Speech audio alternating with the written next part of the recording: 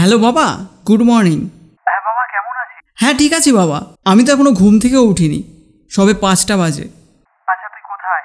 কেন, হোস্টেলে, যেখানে তুমি রেখে গেছো। ও আচ্ছা, বলছি তোর মায়ের শরীরটা না ভালো নেই, বাড়িতে আসতে পারবি এখনই? কি হয়েছে মায়ের? না তেমন কিছু না, তবে তুই শুধু বাড়ি চলে আয়।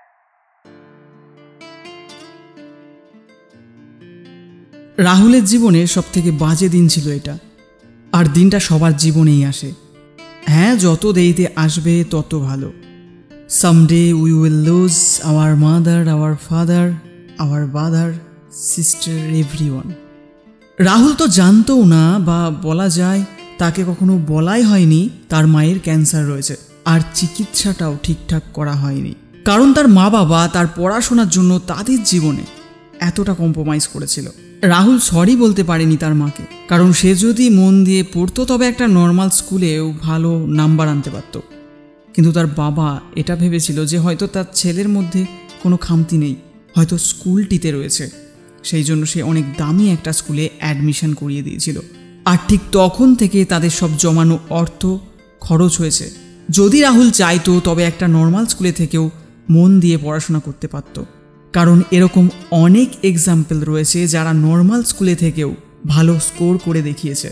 দামি স্কুল কখনো ম্যাটার করে না, কে পড়ছে সেটা ম্যাটার করে। যদি তুমি একজন স্টুডেন্ট হও তবে তুমি আমাকে এটা বলো, তোমার কাজ কি? কেন তুমি ঘর থেকে বাইরে যাও পড়বার জন্য? কেন তোমাকে সেখানে পাঠানো হয়? কেন তোমার টাকা চাওয়াতে কোনো প্রশ্ন করে না বাড়ির লোক? আজ তোমাদের কাছে আমার অনেক প্রশ্ন রয়েছে। কেন তোমরা পড়াশোনার মানে ততক্ষণ রিয়েলাইজ করতে পারো না যতক্ষণ না তোমার বাবা এটা না বলে যে এবার তুই একটা ছোটোখাটো কাজ দেখে নে, পড়াশোনার সাথে সাথে কিছু তো শিখে যাবি, কিছু তো শিখে যাবি। এই কথার মানেটা বোঝো। এটার মানে হলো তোমার বাবা মায়ের সবথেকে বড় ইনভেস্টমেন্ট লসে চলে গেছে। হ্যাঁ, সেই দিনটা আসবে, আজ নয়তো কাল, বা 1 বছর বা 2 বছর বা 10 বছর পর। সেই দিনটা অবশ্যই আসবে যখন তোমাকে বলা হবে যে এবার কিছু কাজ করো, অনেক হয়েছে পড়াশোনা। আজকের সময় স্টুডেন্টরা, সরি হয়তো আমার এই কথাগুলোর সাথে কেউ কেউ সহমত নাও হতে পারে, তবুও একজন বাবা মার দিকটা যদি তুমি দেখো, আজকের সময়ে একজন পড়াশোনা করা ছেলে বা মেয়ে তাদের বাবা মায়ের জন্য সবথেকে বড় লায়াবিলিটি, যতক্ষণ না সে তার স্টাডি কমপ্লিট করে টাকা না উপার্জন করছে। আমি আশা করি তারা বুঝতে পারছে যাদের লায়াবিলিটির অর্থ জানা আছে। সাধারণ ভাষায় যার মানে হলো যে খরচ করিয়ে থাকে। প্রথমে সেই মানুষটা 25 বছর মেহনত করে নিজের পায়ে দাঁড়ায়, আর তারপরের 20 বছর সে তার বাচ্চাদের জন্য বেঁচে থাকে। আর যখন তোমার অভিভাবকেরা 45-এর হয় বা হয়ে গেছে হয়তো, তখন তারা বুঝতে পারে তোমাদের তো পড়তে ভালোই লাগে না, বা কিছু করতে মন লাগে না, কোনো জোশ নেই কিছু করার, তো তাদের কতটা খারাপ লাগে ভেবে দেখেছো? আর সেদিন কেমন লাগবে যেদিন তোমার বাড়ির অর্থনৈতিক অবস্থা একদম খারাপ হয়ে যাবে, আর তখন তোমার কাছে মোবাইল নোটিফিকেশনের বদলে রিয়েল লাইফ নোটিফিকেশন আসবে, insufficient knowledge, search for jobs. হ্যাঁ, আরও প্রশ্ন আছে তোমাদের কাছে। তুমি কতবার দেখেছো তোমাদের অভিভাবকেরা তারা নিজেদের জন্য শপিং করতে গেছে?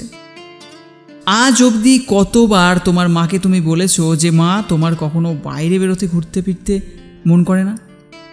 আর ভুলেও এই প্রশ্নটা করো না বন্ধু, কষ্ট পাবে সেও তো ফেঁসে রয়েছে। তারা এসব বিষয়ে এখন আর ভাবতেও চায় না। তুমি যদি বলো তবে তারা সেটার বিষয়ে ভাববে যেটা তারা করতে তো চায় কিন্তু করতে পারছে না। এই জন্য কখনো জানতে চেও না তাদের স্বপ্নটাকে, তারা হার্ট হবে।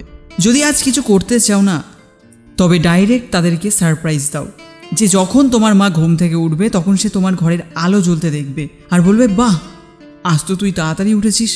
সেই দিনটা কতটা ভালো হবে না? এই খুশিটা তো তুমি দিতেই পারো, তাই না? সকালে তাড়াতাড়ি ওঠো আর তোমার সেই সকল বইগুলোকে যাদের ধুলো ঝাড়তে ঝাড়তে তোমার মা হাঁপিয়ে উঠেছে, সেই সব বইগুলোকে তোলো। সেটাই হবে রিয়েল মোটিভেশন যেটা তোমার মধ্যে রয়েছে। যখনই আমি বলেছি দেশে তোমার নাম নয়, দুনিয়াতে তোমার দেশের নাম করো, তখন তোমার মনে হয়তো এটা এসেছে যে ভাই, আমি তো এখনও স্টুডেন্ট, আমি তো এখন পড়াশোনা করছি, আমি কিভাবে দুনিয়াতে দেশের নাম করব। বন্ধু, তোমরা এই দেশের যুবক, তোমরা এই দেশের ভবিষ্যৎ বদলাতে পারবে। আমাদের দেশে এত ইয়ংস্টার রয়েছে যে পুরো দুনিয়াকে তারা কিছু বছরের মধ্যে পিছনে ফেলে দেবে। আর তাছাড়া একজন স্টুডেন্টই দেশের ভবিষ্যৎ হয়ে থাকে। আর তারা সেই দেশের ভবিষ্যৎ কিভাবে হয়ে থাকে? যখন তারা নিজেদের কাজ মন দিয়ে করে।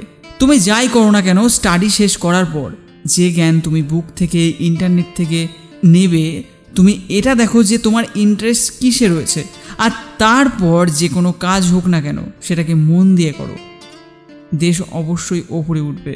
যখন প্রত্যেকটা নাগরিক নিজের কর্তব্যকে ইমানদারির সাথে পালন করবে, যখন সব জায়গায় শিক্ষিত ইউভা যারা তোমার মতো স্টুডেন্ট রয়েছে তারাই প্রত্যেকটা জায়গায় গিয়ে কাজ করবে।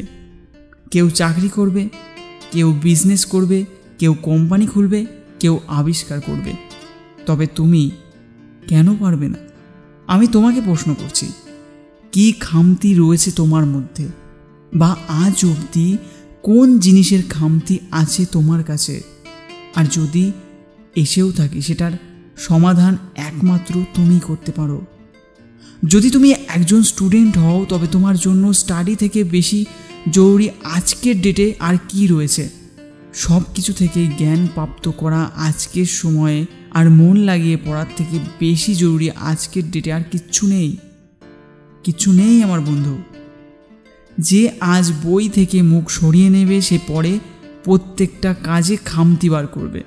এই বইয়ে সরস্বতী মা রয়েছে, আর মা যদি নাই মানো তবে বন্ধু মানতে পারো। বইয়ের থেকে ভালো বন্ধু আর কেউ হতে পারে না, যে সবসময় জ্ঞান শুধু দিতে থাকে। তুমি চাও তো 1 বছরের জন্য রেখে দিতে পারো, সে ধুলো খাবে, তারপর এসে পড়ে নিও, তবুও সে কিছু বলবে না, ওখানেই পড়ে থাকবে। এর থেকে বড় মোটিভেশন আর কি হতে পারে? তোমার পেরেন্টস তোমায় দেখে মোটিভেট থাকে যে যখন তুমি বড় হবে তখন তুমি কিছু কাজ করে নাম করবে। আর কি মুশকিল হবে তোমার জন্য যখন তোমার বাড়ির লোক তোমার সব জরুরি পূরণ করে, মুশকিল থেকে মুশকিল কাজ করে মেহনত করে। হ্যাঁ, আমি মানছি পড়তে বসলে ঘুম পাই, কিন্তু এরকম ভাবলে তো স্যাটেলাইটও পেসে যেতে পারবে না, তাদেরও ফোর্সফুলি পাঠাতে হয় রকেটে বসিয়ে। কিন্তু গ্র্যাভিটি থেকে বেরোনোর পর তার কিন্তু আর কোনো ফোর্সের প্রয়োজন হয় না। That becomes independent and keeps removing for ever. তোমারও প্রয়োজন রয়েছে এরম রকেটের মতো ফোর্সের, যেটা তোমার স্টাডিকে সাকসেসফুলি কমপ্লিট করিয়ে তোমাকে জীবনে আর এই দুনিয়াতে ইন্ডিপেন্ডেন্ট বানিয়ে দুনিয়াতে ছাড়বে, so that you can sign forever. যাতে তুমি এমন কিছু করতে পারো যার ছাপ কখনো মুছবে না। কোনো গরিব বাচ্চা, আমি তার কথা বলছি, যার বাবা মা ফুটপাতে থাকে, তার ভাগ্যে থাকে না তোমার মতো এরম নতুন কাপড় পরা, এরম মোবাইল ব্যবহার করা, তবুও কিন্তু সে খুশি থাকে। তোমার কোনো প্রবলেম নেই, প্রবলেম শুধু তোমার ভাবনাতে রয়েছে। পড়াতে মন বসছে না, গরম লাগছে আজ, ঠান্ডা লাগছে আজ, ঘুম পাচ্ছে। All problems are in your mind only. যেটা যেরকম এই দুনিয়াতে সেটা সেরকমই থাকবে, সে তুমি সেটাকে প্রবলেম মনে করো বা চ্যালেঞ্জ বা মজা মনে করো। এই দুনিয়াতে ওই মানুষটা সব থেকে বেশি গরিব যার ভাবনা দামি নয়, দামি ভাবনা। অ্যাজ এ স্টুডেন্ট কি হবে জানো? যেই সিচুয়েশন হোক না কেন আমি পড়তে পারবো, যে যাই বলুক না কেন আমি পড়তে পারবো। যে যতই আটকাক আমি আমার ড্রিম জব, আমার ড্রিম ওয়ার্ক করতে পারবো, নিজের পায়ে নিজে দাঁড়াতে পারবো। কারণ অন্যরা করতে পারলে আমি কেন করতে পারবো না? আমি ভালোভাবে পড়তে পারবো, কারণ পড়ার কারণটা আমি জানি। আমি পড়তে পারি কারণ আমি জানি আমি যদি না পড়ি তবে আমার বাবা মার কী হবে। আমি পড়তে পারবো কারণ একজন বিদ্যার্থী হয়ে এটাই আমার ধর্ম, কর্ম, সব কিছু। যদি তুমি পড়তে চাও না, নলেজ গেইন করতে চাও না, তবে তোমার হেল্প করতেও কেউ ইচ্ছুক থাকবে না ইন ফিউচারে। তুমি কিন্তু অন্য কারোর জন্য পড়ছো না, কেবল নিজের জন্য পড়ছো। তুমি আগে যাবে না পেছনে পড়ে থাকবে, সেটা কিন্তু অন্যের হাতে নেই, সেটা একমাত্র শুধু তোমার হাতে রয়েছে। কারণ কোনো মাইকা লাল নেই যে তোমাকে আটকাতে পারবে। যদি তুমি তোমার জায়গায় সঠিক রয়েছো, তোমার নিজের কাজ ঠিক করে করছো, তবে নিজের পড়াশোনা মন দিয়ে করো। যদি আজ তোমার পড়তে কোনো অসুবিধা থাকে, বা ধরো তোমার বাড়ির অর্থনৈতিক সমস্যা রয়েছে বা ঠিক চলছে না, তবে একবার গুগল করে নিও on what principle does an aeroplane flies high in the sky? একটা হাওয়ায় যাওয়া হাওয়াতে তখনই উঠতে পারে যখন তার সামনে থেকে হাওয়া ধাক্কা মারে। তো যদি আজ কোনো সমস্যা তোমার পড়াশোনা থেকে তোমাকে সরাচ্ছে, তবে জেনে নিও সেটা তোমাকে আরও ওপরে তুলতে চাইছে। মাঝখানে ছেড়ে দিও না, নয়তো জীবনটা ক্যাশ করবে।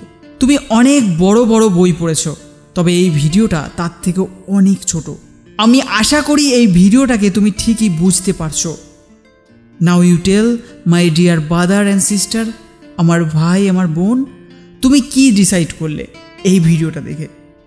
তোমার পড়াশোনার ইচ্ছেটা না রাখা নাকি পড়াটা চালিয়ে যাওয়া? নিচে কমেন্টে আমাকে অবশ্যই জানিও যে কোন জিনিসটা তোমাকে পড়তে দিচ্ছে না বা বাধা দিচ্ছে, আর এমন কোন জিনিসটা রয়েছে যেটাকে তুমি থামাতে পারছো না। হয়তো কমেন্ট করার দরকারই পড়বে না। কেন? কারণটা বোঝার চেষ্টা করলে বুঝতে পারবে। এতক্ষণ ভিডিওটা দেখার জন্য থ্যাংক ইউ সো মাচ, কারণ তুমি সেই 10% মানুষের মধ্যে আছো যে ভিডিওকে পুরোটা দেখে। ওই 90%-এর মতো নয় যারা থাম্বনেল দেখে ক্লিক তো করে কিন্তু মাঝখানে দেখে চলে যায় অন্য ভিডিওতে এবং ভাবে যদি এই ভিডিওটা কাজ করে। আর একটা ছোট কাজ করে দিও, এই ভিডিওটা প্রত্যেকটা স্টুডেন্টের সাথে শেয়ার করো। আর যেমনটা আমি বলি, কিছু বড় ভাবো, কিছু বড় করো। দেশে তোমার নাম নয়, দুনিয়াতে তোমার দেশের নাম করো।